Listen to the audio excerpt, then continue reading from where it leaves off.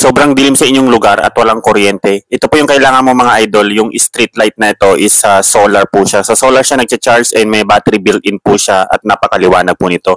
At tumatagal ito up to 8 hours or hanggang umaga mga idol. Tsaka yung charge nito, kahit na makulimlim or hindi masyadong maliwanag yung araw ay makayang-kaya niya mag-charge kasi naka-monocrystalline yung kanyang solar panel. Saka nakadikit na po siya.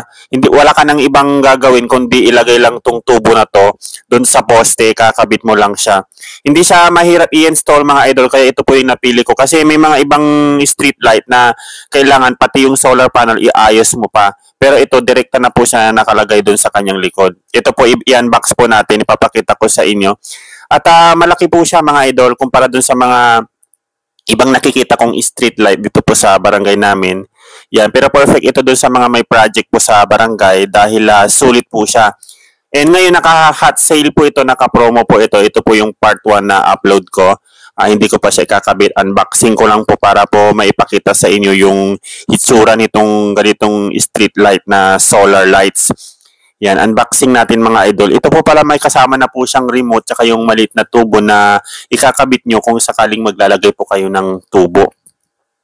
Ayan, tsaka perfect din po ito dun sa mga may lugar na like mga bundok, wala naman kayong kuryente or supply ng kuryente sa inyong lugar at gusto nyong maging maliwanag yung place nyo.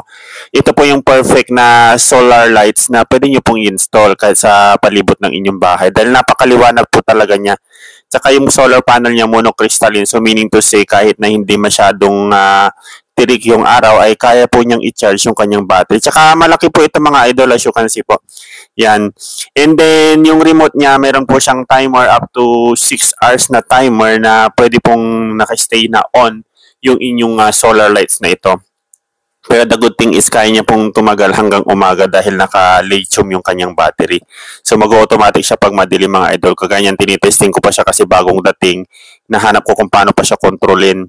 Pero yung pala may remote, kailangan pong i-activate yung kanyang remote. May kasama na rin po siyang libreng battery.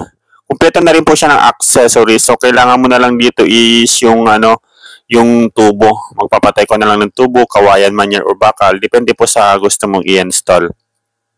Ito po yung kasama niyang tubo na ikinakabit doon sa mismong sa street light na yan. Tapos may mga kasama na ring tornilyo, may free batteries, kagaya ng binubuksan ko. Ayan, ganito siya kaliwanag idol yan. Nung in-off ko yung ilaw sa kwarto yan, kayang-kaya niyang paliwanagin. Ayan o. Ang liwanag nitong mga idol. Saka malaki yung kanyang lights at matipid din po siya ng baterya.